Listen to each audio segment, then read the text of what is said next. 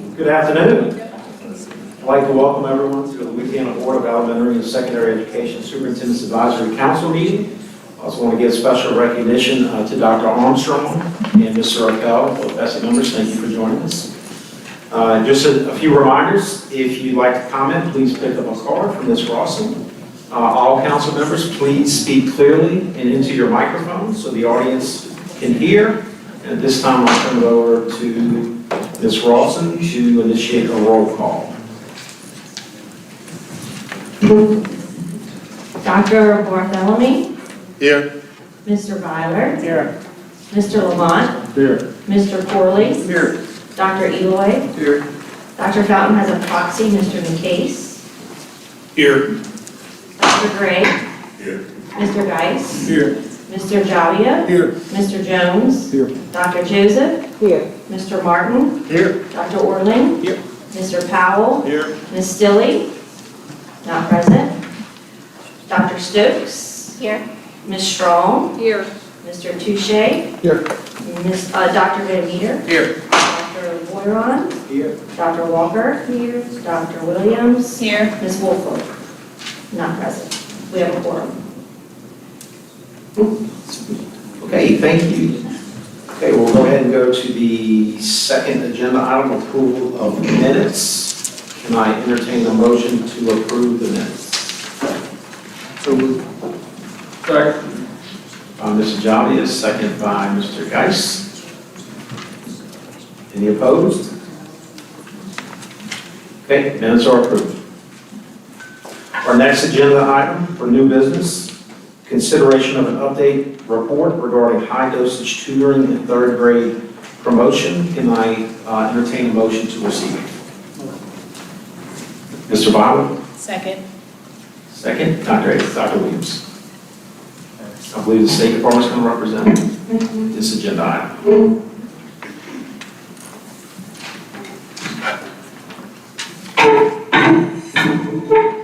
Thank you. Dr. Chesson will give this presentation, but I did want to take a moment and just thank Mr. Powell, Dr. Stokes, Mr. Touche for allowing me to visit your school system last week. Saw some really amazing stuff, and it's wonderful to see so many of the endeavors that you push and work so hard on in place in classrooms. And so I just want to thank you guys, the three of you, for that outstanding opportunity. Sometimes people will say, well, you never came to my site, why don't you visit me? And I'm like, you have to invite me. So truly, if I can ever visit one of your schools or something like that, please just reach out and let us know. We'd be happy to visit. Thank you, Dr. Brumley. Good afternoon, everyone. I was able to complete my first tutoring visit last week to Ascension Parish. Dr. Walker really loved what I was able to see there. On this note of accelerate high dosage tutoring, I know all of you are aware at this point of Act 771 that passed last legislative session. And it does require that eligible students in kindergarten through grade 5 be placed either in a class taught by a highly effective teacher or receive high dosage tutoring. And the legislation names student eligibility as kindergarten through third grade students who score below and well below on the screener, kindergarten through third grade students who score below proficiency on a numeracy screener or curriculum embedded diagnosis, and we've released guidance on how you all can do that on your own through a numeracy screener of your choice. And then 4th through 5th grade students who are scoring below proficiency in ELA and or math on their LEAP assessment. And so now that all of you have identified your eligible students, you have all submitted your plans through EGMS, our e-grant management system. And we have really begun the process of providing feedback on those plans, accepting those amendments, and changes in your plans. And we have lots of plans that have been approved, but we are now kicking off the on-site monitoring of tutoring, and the fiscal monitoring will also ensue throughout the year. And so you see that now that plans have been turned in, we have quarterly budget reporting, and then we have some final reporting that's due, and all of that is in EGMS. And so you and your staff are able to see throughout the year what will need to be collected in order to comply with the final reporting that's due in that legislation. And so you all have also informed your parents of eligible students. So families now know that their child is eligible and that they are either placed in the class of a highly effective teacher or they are being provided with tutoring services. So that family reporting is a really important element that I know everyone has done so far within that 15 days of being deemed eligible. And the school system plans, we really tried to make as holistic as possible, and so that all of you could really inform us of your plans so that we could ensure compliance with the law and that we would have all of the data that we need for the reporting that's required at the end of this year. I want to note here, one of the things that we really saw a common thread was that a lot of school systems are choosing to use approved computer programs, which is fine. But one of the things that we're also encouraging is even if your students are using an approved computer program, to take that opportunity to still pull small groups. And so I viewed this in Ascension last week. I know a lot of systems submitted this in their plans and just want to encourage everyone to make sure that you're monitoring the data from these computer programs and still pulling small groups of students who are not showing progress on those programs and need that extra direct instruction from tutors, from your identified teachers who are doing tutoring. And so just want to make sure that you're even monitoring the data from those computer programs and having that personal intervention when needed as well. And so we have 80 school systems who have received final approval and have been sent over to our finance team to release those allocations. So things are looking really good with the plans. I thank you all for getting those done so timely. I think we had a great response and a lot of effort in place to make sure that we had a quick review process so that you can release those funds as soon as possible. So thank you all for your diligence in getting those turned in on time. Even despite, I know we had a lot of closures with the storm a few weeks ago, we still received those on time and were able to push those through. So wanted to note just some resources. These are all links to important resources. We've continued to update some of these, especially our FAQ document, as school systems have questions about the accelerated high dosage tutoring programming. But you can feel free to reach out to tutoring@la.gov. We'll answer those questions. We're also still providing one-on-one support. We did several dozen support calls. And so we're happy to continue doing that as you implement the program throughout this school year.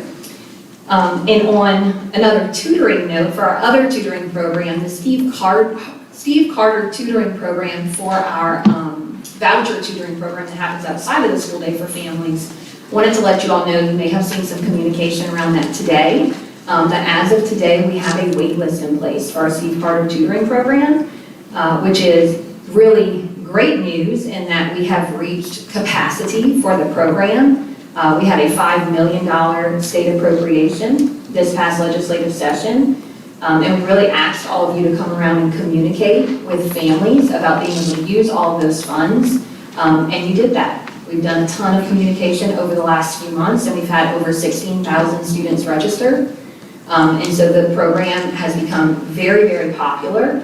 And we have had to turn on a wait list as of today. That does not impact currently registered students, but it does mean that when families go online now to register a new student, there is a notice that pops up allowing them to register and put their child's name on the wait list.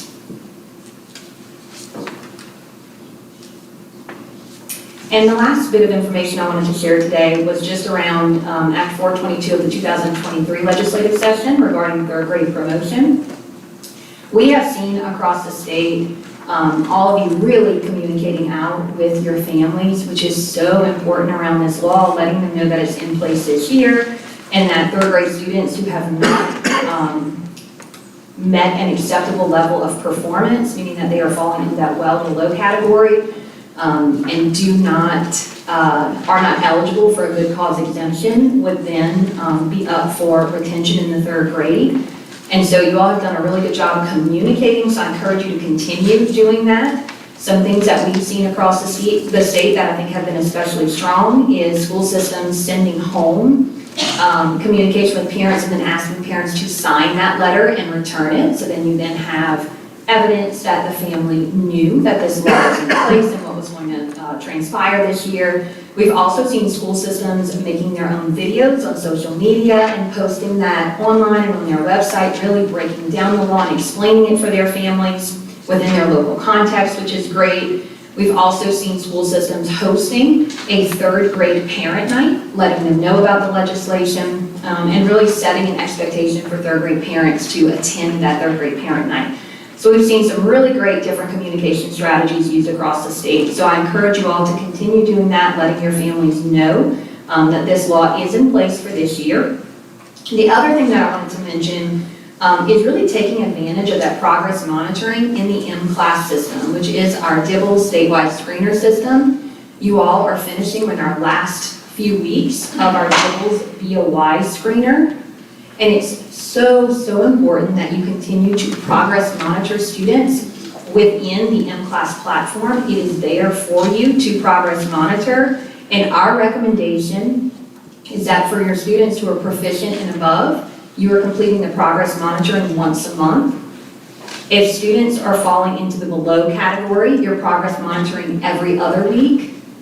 And if they are falling into that well below category, which are third graders who would be at risk for retention, that you are progress monitoring in that M-Class platform every week.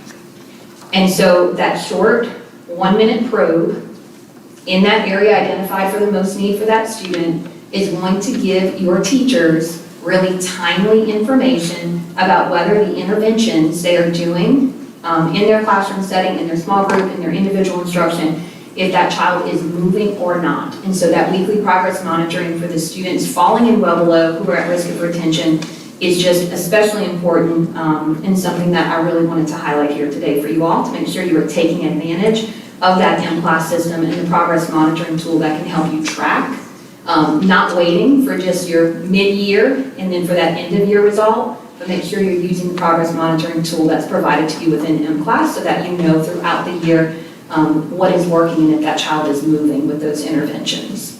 And also making sure you keep in the loop if you are using tutors, if you have hired tutors at the LEA level, or if you are working with a provider for your tutoring services, that you are making sure to incorporate them into that data so that they know about that progress monitoring data and everyone's on the same page in supporting that child. And that concludes my update, and I'm open to any questions, Dr. Orland. Okay, we'll start with committee representatives, and also want to acknowledge Ms. Champagne also came in. Betsy representative, thank you for joining, Ms. Champagne.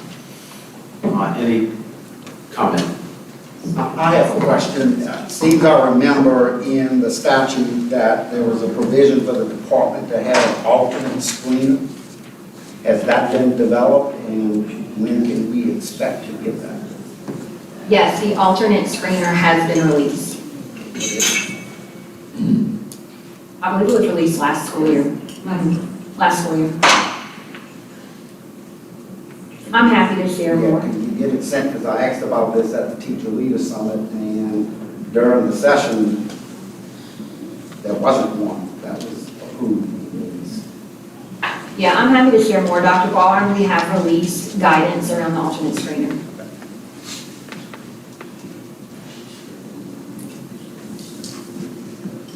Any other comment by committee members? No public comment? Okay, can I entertain a motion to receive, endorse, or not endorse the report by the State Department? Motion received. Dr. Bartholomew? Second. Dr. Williams? All in favor? Signify by saying aye. Any opposed? All right. Motion to receive. All right, next agenda item. 3.2, consideration of adoption of Bulletin 104, Computer Science Content Standards. Can I entertain a motion to receive consideration of the adoption of Bulletin 104? Dr. Bray? Second. Dr. David here. So Ms. Ashley Townsend will make the presentation. Good afternoon. So I'm really excited to bring you all these bulletin revisions today to establish our computer science content standards. This is groundbreaking work in that this is Louisiana's first set of kindergarten through 12th grade computer science standards. We are very excited about this work. This has been in the making for a couple of years now. And so just to give you a little bit of background on where we are, in 2022, Senator Sharon Hewitt brought what became Act 541, and this established the Computer Science Education Act for Louisiana. It initiated several key actions, one of which was to establish a Computer Science Commission, and that Computer Science Commission developed a report that then went to Bessie in the legislature, and it had several key recommendations for items to pursue for Louisiana to become a national leader. As well as to make sure that we're preparing students for those careers that may not even exist yet, as well as for those careers that will be enhanced by computer science in some way, as well as just for life and then increasingly technological age that we find ourselves. So in 2023, we began that standards writing process. Bessie initiated that in December of 2023. We received applications for that committee, and we put together a standards development committee that had 27 members as well as a 9-member steering committee. That group met several times over the following months, and at the last meeting on August 27th, unanimously endorsed the draft that you have in front of you today. That draft did go online for public comment during the month of September. That comment period closed September 27th, and feedback was positive. We had some engagement from stakeholders, from university professionals, from industry professionals, from educators, and we are very excited about the draft that we bring you all today. So I mentioned a minute ago our action plan for computer science. These standards are the first key action. There are other key actions as well, including what's needed for teacher preparation, what's needed in terms of making sure that systems have the resources that they need to be able to start teaching computer science. And so these standards represent just that very first action. You can see a few key components of the standards there. One of my favorite parts is that this does start all the way in kindergarten, and it's very closely tied with our content standards that we already have in place for students. So these are very easily adaptable into existing lessons in ELA, in math, and science. And you'll see lots of resources coming out from the department to help teachers bridge that HQIM to computer science connection through these standards. Also, on the other end of the spectrum, we had industry professionals engage with us on developing the standards, and they felt really good about the outcome of these. That when a student graduates from high school, if a student chooses to pursue additional computer science courses throughout high school, it puts them in a really great place to be. See a couple versions of these. One is that official policy language version. It's not very exciting looking, but those are the words that will actually go into Bulletin 104. You'll also see, and this is what has been more widely publicized online, a little bit more palatable version that's composed in tables.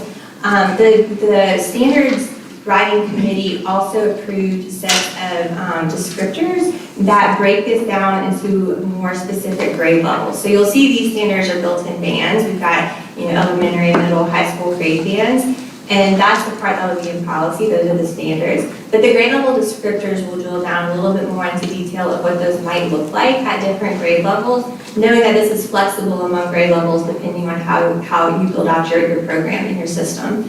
Again, we do encourage the development of a system-level computer science implementation committee, steering committee, just to put people at your district level in the driver's seat of how we'll roll this out over the next few years. You can expect several different things to come from the department in the next little bit. So Bessie will consider these standards as a revision to policy at the October meeting to start the notice of intent process for those. That'll take a few months. During that process, if we do receive that Bessie approval, you'll see some webinars from the department just to give more information to system leaders. If you have some educators you want to attend these webinars, it'll give an overview of the standards, a framework for implementation, some ideas for how you'll see that HQIM integrated throughout. Also, if you're not aware of the Computer Science Technical Assistant Grants, those applications do close today. So So if you have not submitted that yet, please make sure that you do that. And you'll also see policy coming forth with additional ways for educators to add on computer science certification. The process that we've had in place for several years now, kind of clunky and outdated, so we're looking at some ways to expedite that training for educators and make sure that there are some really accessible and tangible ways for them to add that on to existing certifications. So again, you have this timeline right here. We've developed the standards, very, very good, broad-reaching set of standards. They incorporate data science, we incorporate cybersecurity, we incorporate emerging technologies, which is where you'll see that AI house and some of those technologies that might not exist yet and need a good place to fit within the standards. And then we'll begin implementation following with next school year. And that's the update. Okay, thank you, Ms. Townsend. Any comment from the committee? Ms. Townsend, I will just ask this, with the addition of this course at the high school as well as financial literacy, are there opportunities for school systems to draft a competency test in lieu of the actual courses for those students that may be more advanced that want to add additional courses in lieu of this? Yes, sir. Built-in 741 allows school systems to award Carnegie credit through proficiency exam in any course except those that have an end of course exam with them. So computer science, financial literacy, both of those would work. If there's a proficiency exam, we have a process where you can submit those to the department. We'll review, give you some feedback to make sure they're in alignment with the standards, and then you can award credit based on proficiency. Thank you for that clarification. Question. Yes, so I know this is more about implementation and not about content standards, but could you speak to there's no phase-in approaches. I appreciate it. It happens next year and it applies to seniors. So for the standards, this is what this item is about. For the standards, these are available as soon as they come off of notice of intent, really. So if you have some teachers that want to try piloting some of the standards, kind of see what these things could look like through course activities, you can do that as soon as they're available. Our thought is that most schools will choose to have a class next year that fully integrates these standards in and uses that as the point that you're teaching from to. So you're talking about the course requirement. I'm talking about the course requirement. So Betsy hasn't approved the policy on that yet. We're planning that for December, Betsy, and that would be a policy revision to start that actual graduation requirement course. Okay, so I guess we can't speak to it until Bessie decides, but if the law says it must be implemented by next year, it's speaking to the content standards and not the course, or as I appreciate it, it's the whole. Right, so that would be offering a computer science course at middle school, and the one for middle school is an exploratory computer science course. Right. And the standards are designed so that you could do a 6th grade, a 7th grade, and 8th grade, or you could do a really in-depth exploratory that could combine those grade level standards. It'll also be offering a course at the high school level. So the course you might offer at the high school level would be aligned with the computer science 1 standards that we have there in the draft. And then also it will be integrating in elementary computer science with existing subject areas, which these standards will complement existing subject areas very well. Thank you. I think, my concern, I guess, is for Bessie, when it is determined the policy that's rolled out. In most cases that I'm familiar with, we've graduated or we've staggered the rollout to impact incoming freshmen, and that was not clear in the language, so that was. And I think to Mr. Corley's point, it's very similar with financial literacy. We're given time for that to be implemented, so there may be some students here, obviously, they have not taken it, nor have it in their schedule to take their senior year. So with both financial literacy and computer science, keep in mind these were legislative acts. These weren't, Right. Yeah. So we're just following the law, and so Ashley's moving into the phase where she begins to take that and turn it into policy. So over the next couple of months, those will be discussions. Thank you. Good. Any other comment by the committee? Any public comment? No public comment. I'll entertain a motion to endorse or not endorse this agenda item. Consideration for bulletin 104.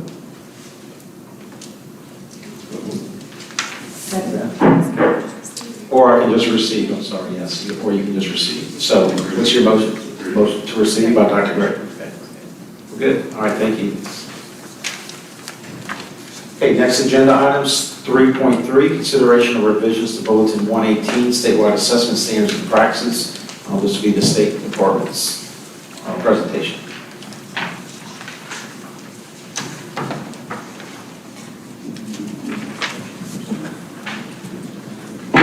Take a motion to receive.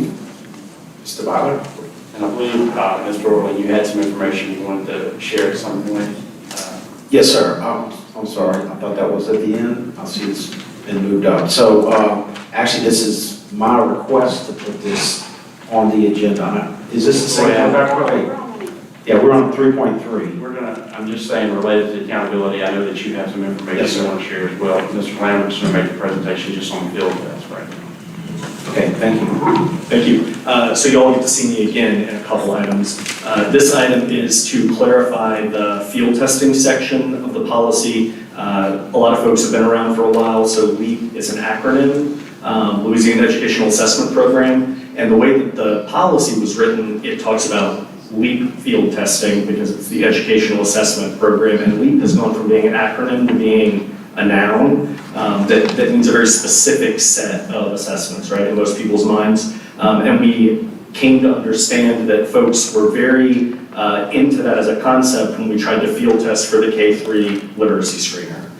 Folks said, show me in policy where I have to field test for the K-3 literacy screener. And thank goodness they said, okay, we get it, we'll do it. But it made us go and say, we should come back and remove that LEAP section because it has created confusion. And folks might opt out of field testing, which would make it impossible to do a literacy screener or a numeracy screener or a future assessment that might not be called LEAP. So this is a proactive attempt to clean that policy up. There we go. Good job. I'd like to go on record as saying that's the most non-controversial presentation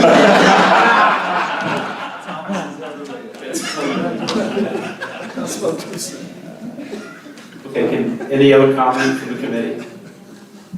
Can I get a motion to receive, because that wasn't clear at the beginning of this agenda item. Can I get a motion to receive, please? Dr. Van Metry? Second. Second by Ms. Strong. Oh, third. Thank you, Dr. Thank you. Okay, 3.4, consideration of revisions to Bulletin 132, Louisiana Course Choice Program, in response to legislation of the 2024 regular legislative session. Can I get a motion to receive, please? So moved. Mr. Corley? Second. Dr. Walker? Okay, I believe this is going to be a presentation by the State Department. Mr. Ken Bradford. Good afternoon. Okay, this is revisions to Bulletin 132. This is bringing Bulletin 132, which is your course choice program, which is funded in the level 4 of the MFP, also known as the supplemental course allocation. This is to bring the bulletin into alignment with Act 91, which was passed this session. I'll go through the steps of what the legislation requires. One is each spring when you meet with your students to do an individual graduation plan. At that point in time, students through a parental request can request a course through the course choice program. The law requires that the student and parent consult with a school designee, and then the counselor at the school will validate that enrollment that it is academically appropriate. The second thing that it does is it prioritizes for you, helps assist you in prioritizing if I only get X amount of dollars to fund, for example, 100 seats in the course choice program, but I have more requests than the 100 seats that are available, it prioritizes them in order, and it's listed, it's sequential, it's 7, it's in the backup documentation, but it would start with seniors requiring a course in order to graduate, or student access to TOPS aligned courses that aren't available at the school. Next, it would be students enrolling in courses required to complete an associate's degree in a fast forward pathway or a certificate of technical studies. Students seeking access to a TOPS aligned college credit class. Students enrolled in a CIR or UIR school. Students taking a class for the first time to meet graduation requirements or credit recovery courses, or students seeking coursework to increase a student's score on a nationally recognized assessment. That would be like an ACT prep class. And then finally, if there are other priorities that a school system would like to see, you have an opportunity to submit those through your pupil progression planning process for approval.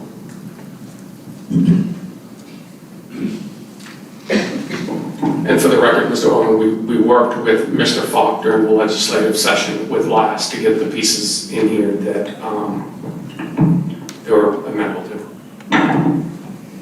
Thank you, Ms. Bradford. Any comments from the committee? No public comment? Okay. Next agenda item. Or is there any consideration for endorsement or not endorse or we've already received? Any opposed? Okay. Next agenda item. Consideration of revisions to Bulletin 1903, Louisiana Handbook for Students with Dyslexia regarding dyslexia testing. I believe the State Department will motion to receive. Again, Dr. Van Ventry, second Mr. Bowden. Mayor Jordan will make the presentation. Good morning. I'm happy to be here with you all. Good afternoon, rather. So this particular item is a follow-up to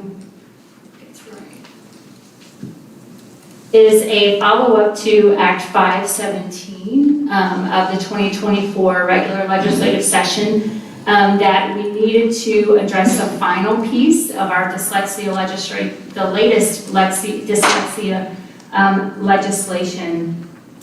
This particular, and we're seeing trends in several states like ours where dyslexia legislation is taking similar paths alongside a lot of literacy legislation as we've seen. This last piece of legislation, Act 517, we really needed to follow up on codify this into 1903, our official dyslexia policy in our state.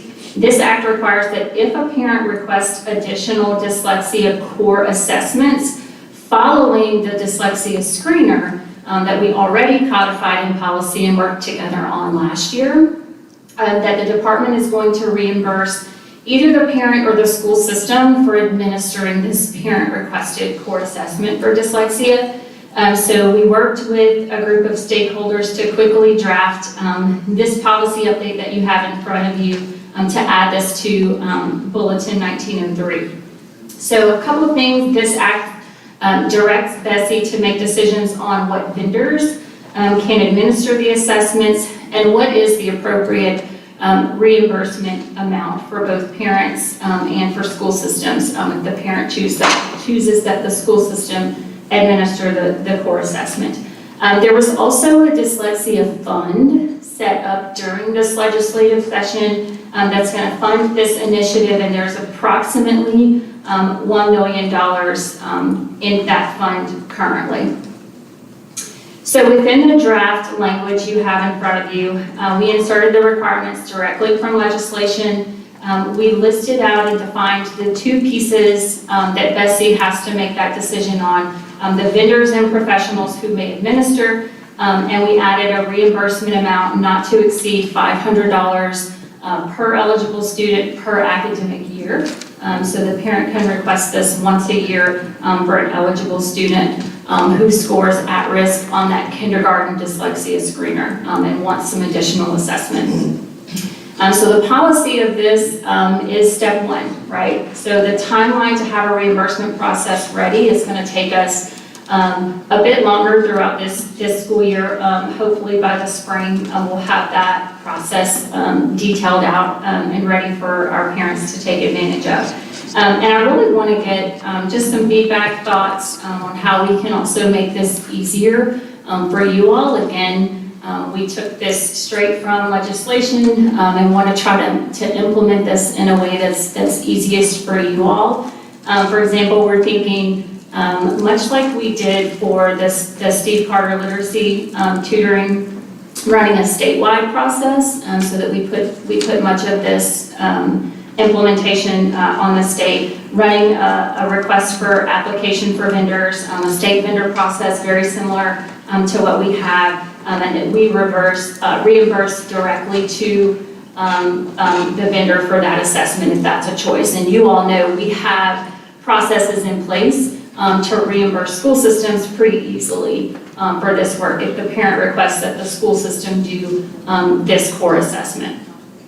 So I'd be happy to just entertain thoughts, what will make this easier for you all as we put this in place for parents per law. And a couple things we're thinking about, just state actions in addition that support this, putting out some dyslexia modules that will help statewide. Educators also know and understand the characteristics, what this looks like. Continuing our dyslexia practitioner cohorts to help you all build capacity for folks in your school system at the LEA level to be on SBLC committees, administering this, evaluating whether or not a student has dyslexia. And then we just released updated guidance in August, our dyslexia guide that we just released on monthly calls that adds common signs for our school system leaders and our school level leaders to better understand what this looks like and what are best practices to support these students. And we believe a lot of the literacy work that we are doing in our state will certainly help support these students as well in their literacy challenges.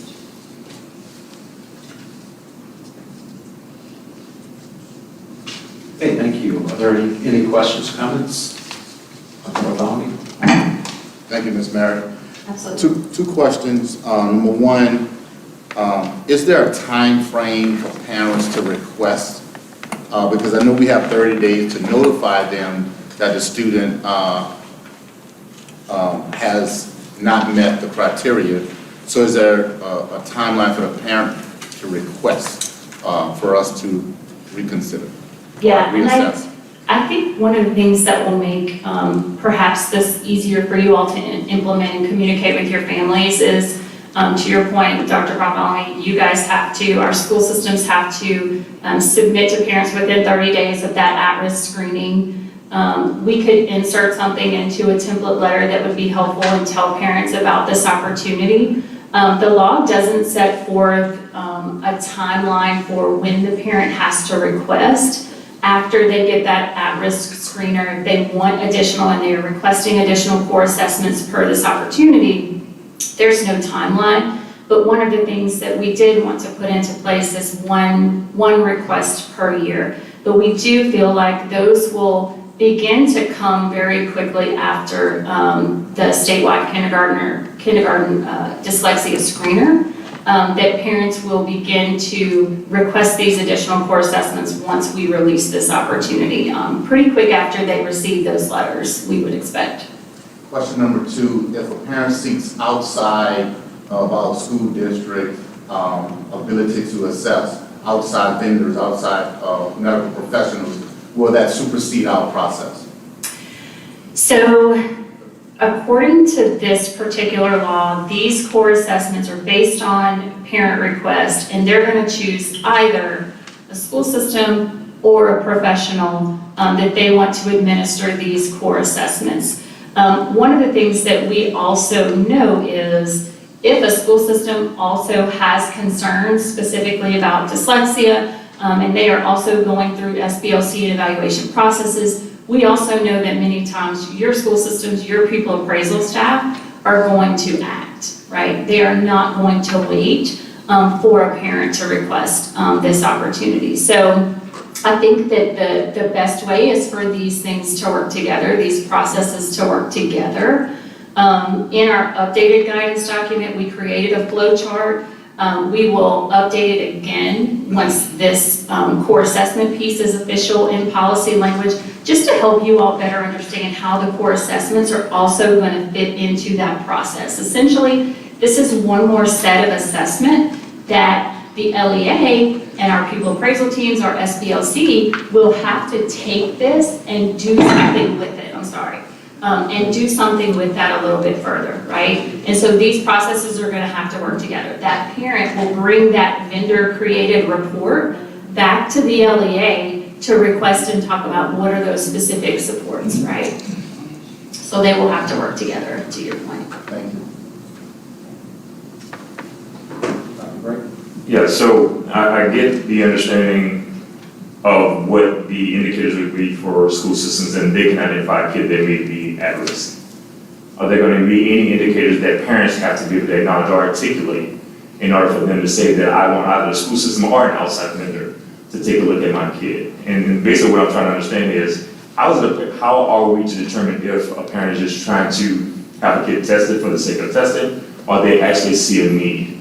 What we don't want to see is, and I'm trying to choose my words wisely, pop-up shops where we're going to sit around and recruit kids to actually come and get tested so they can get the funding associated with this. So is there any kind of indicators that we're saying, parents, you have to be able to articulate this to us in order for us to give you the $500? At the end of the day, for Act 517, this particular legislation is referring to your kindergarten students taking that kindergarten statewide dyslexia screener. It must come back with an at-risk score, then the parent can request. And so for this particular law, it is only specific to those students who have taken that kindergarten dyslexia screener and came back with an at-risk screening. So this isn't just any and every student. The school, right, will have responsibilities for other students who there are concerns of dyslexia, because that can happen. We can see this come as a concern in second or third grade. But for this particular reimbursement purpose for parents and parent requests for additional core assessments per law, this is specifically for your kindergartners who are taking that kindergarten dyslexia screener and have scored at risk. That's the indicator. So outside of kindergartner, there is no other way unless they're going through that process and has the flag that has been raised that they can. Correct, for this reimbursement, correct. Okay, any other comment or questions? Dr. Stokes? I just want to say that we appreciate that the department is going to pay the reimbursement costs for this. Because there are students out there and parents who don't know what that next step is after the screener, and so I am excited about that. Thank you. And we were really intentional in wanting school systems, and that was the intent of the law, school systems to also be able to take advantage of this reimbursement, because in a lot of ways, you all have the experts who are going to be given these assessments. Okay, any other comment or question? Okay, can I entertain a motion to endorse or leave as received? Any opposed to leaving as received? Okay. Okay, next agenda item 3.6, consideration of the discussion regarding Bulletin 111, the Louisiana School District and State Accountability System. Can I entertain a motion to receive? Dr. Gray? Second, Mr. Geis. And I'll start this presentation. I asked Ms. Ross and the department to put it on our agenda for today. As we know, a public hearing was held on August 26th at TVESI, in which many systems seated here on this committee, as well as throughout the state, attended, mainly to express concerns regarding the proposed changes to Bulletin 111 and the school district and state accountability system.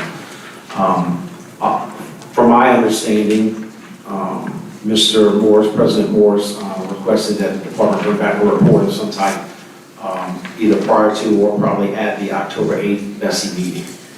Since that time, the Louisiana Association of School Superintendents surveyed its membership of 64 school systems, in which we were able to receive 60 out of 64, almost a 94% return rate, which is, you all know from survey, it's pretty good.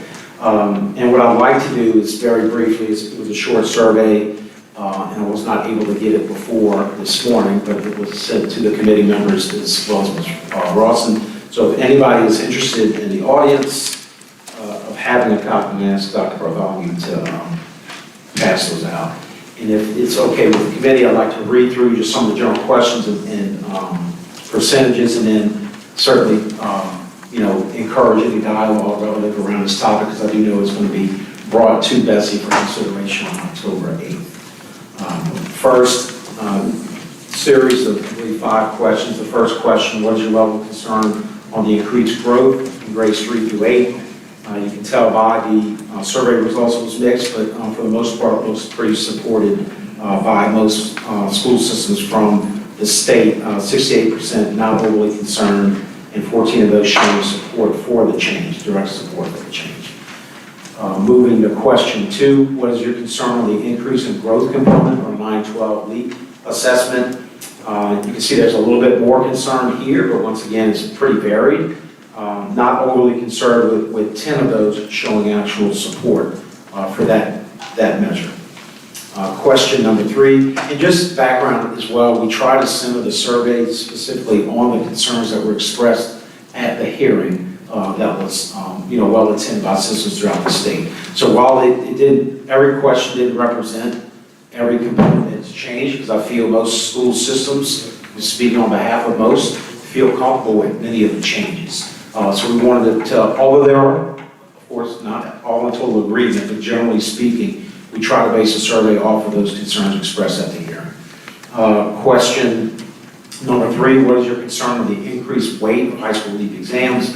About 6.6% were not overly concerned, but overwhelmingly, 2/3 of all systems felt like the increase in weight, emphasis placed on those 6 tests, is a major concern in their area. Moving on to question number 4, what is your concern with the proposed formula for EL students, disproportionate weight? Once again, this is another one that received a significant amount of weight, with an overwhelming concern with 47 of 60. 54 of 60 have concerns of some type, almost 90%, specifically with the EL component of that anticipated disproportionate weight. And then question 5, which is the last question, what's your concern relative to the strength of the diploma, the increased components to achieve along with the perceived evaluation of that credit? And obviously recognizing that our interpretation may be different than the department's, and that's respected, but you can see from the results again, 96.6% of school systems that responded in this survey had concerns or significant concerns relative to that particular component. With that said, this was a way for LAS to represent, obviously not just the feeling of superintendents, but those represented at the hearing, which were attended by principals, teachers, and directors as well. We recognize this doesn't represent every component of the changes in the accountability system, and of course there will always be tweaks with whatever we implement. However, we want to at least provide this as a basis for this discussion, but I certainly invite any response relative to the survey or any next steps that the department's going to take with Bessie relative to changes to Bulletin 111. I respectfully request Dr. Bromley, if you have any comments to say anything that you like before we facilitate the discussion.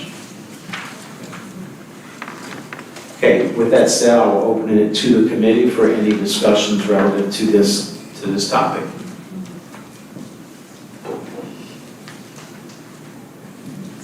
So I guess, Dr. Bromley, just for clarification purposes, what is the next step for the department based on the request from the Bessie president relative to the report prior to the hearing? The department has a responsibility to provide an agency response to the hearing, and so that's what Bessie will be provided. And then they'll review that response and make any appropriate decisions at their upcoming meeting. So I assume that will be brought to Bessie prior to the October 8th meeting, or will it be presented to Bessie at that meeting? I believe it's already publicly available. The report itself? Okay. Okay, it's on board docs. Thank you for that clarification. Okay, any comment from the committee?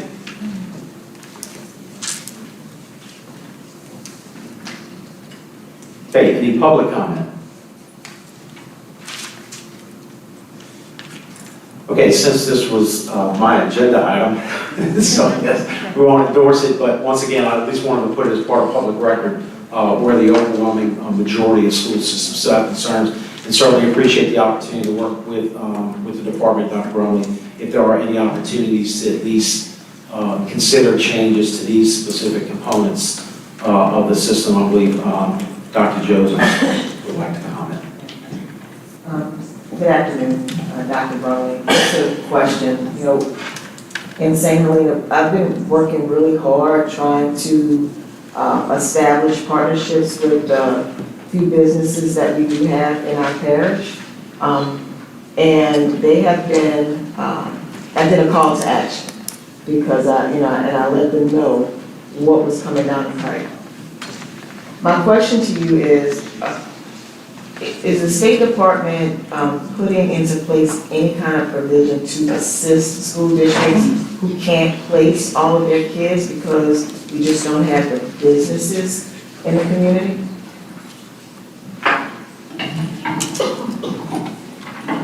So for one, I think everyone needs to keep in mind that there's been the roll-up of the internship, so they're not all hitting in that first year. The way in which the policy was crafted, it's a roll-up over a number of years.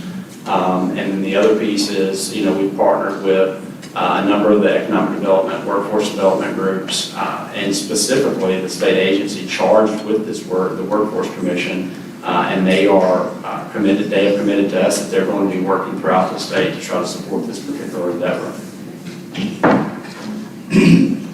And, my team is more than willing to come out and sit with you and or your businesses if that's what you would like for us to do.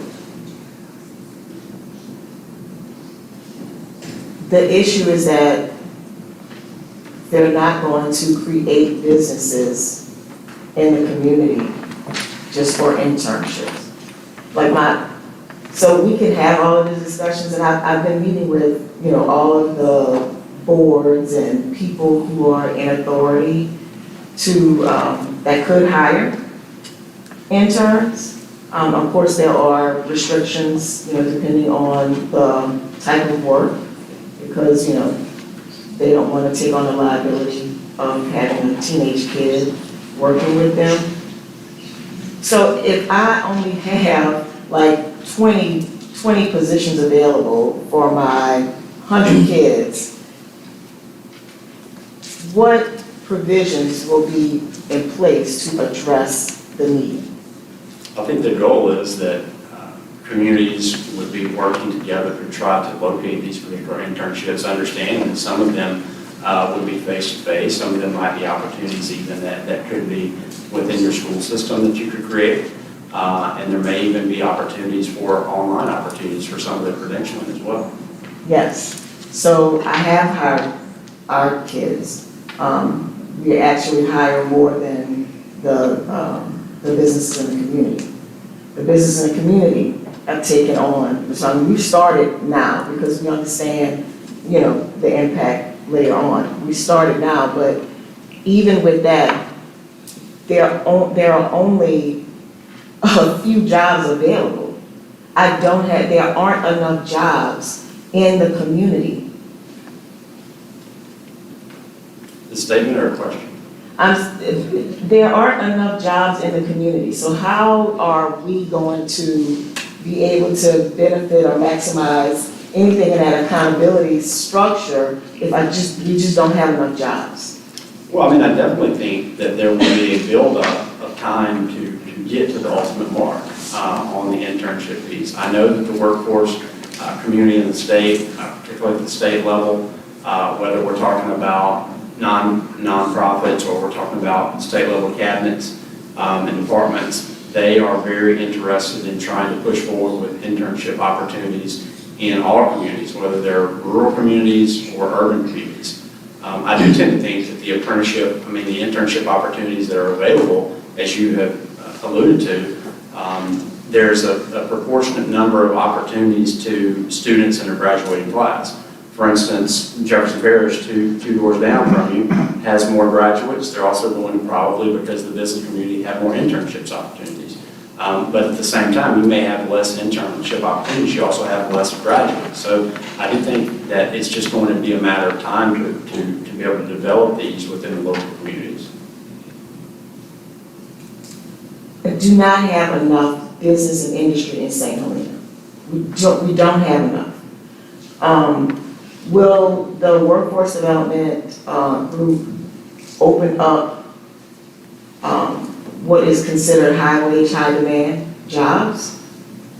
I mean, for example, we put it out there that we need the businesses that are in the parish to hire our kids. Well, the jobs that come back, the snowball stand can hire a kid. The local place that sells tools and stuff can hire a kid, but it won't be anything that would be considered high wage, high demand. Well, So I think we've already been over this particular conversation many times, and we have shared and we have come to an agreement that the internship doesn't have to be specifically related to a credential. That the internship opportunity can be in any space within the workforce, because I think the belief is that students, if they're engaged with an opportunity to work, to earn pay for that work, to be exposed to individuals in that craft, are going to learn transferable skills from whether it's the snowball stand or a local IT community. I think there are valuable skills to be learned, and so there doesn't have to be a direct correlation between a credential a student's earning and the internship opportunity.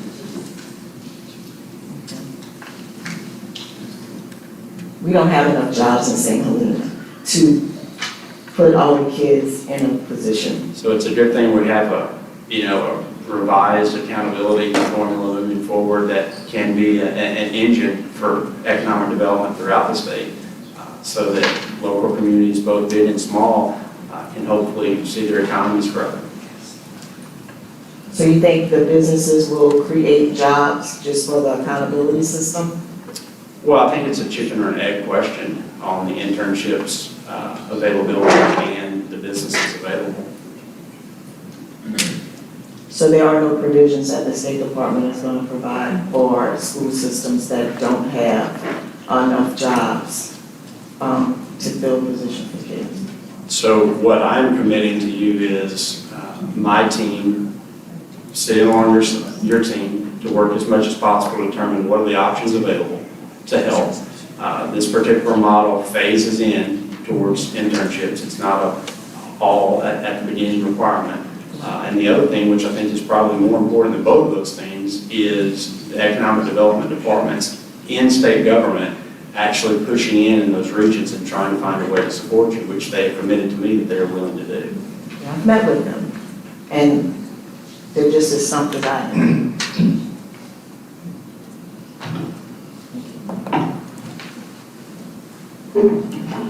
Thank you, Dr. Joseph. Any other comments from the committee? Any public comment? No. That motion has already been received, so unless there's any objection. Okay, and the next meeting is November 8th, 2024. I want to thank all school systems. We're almost quarter way done the school year already.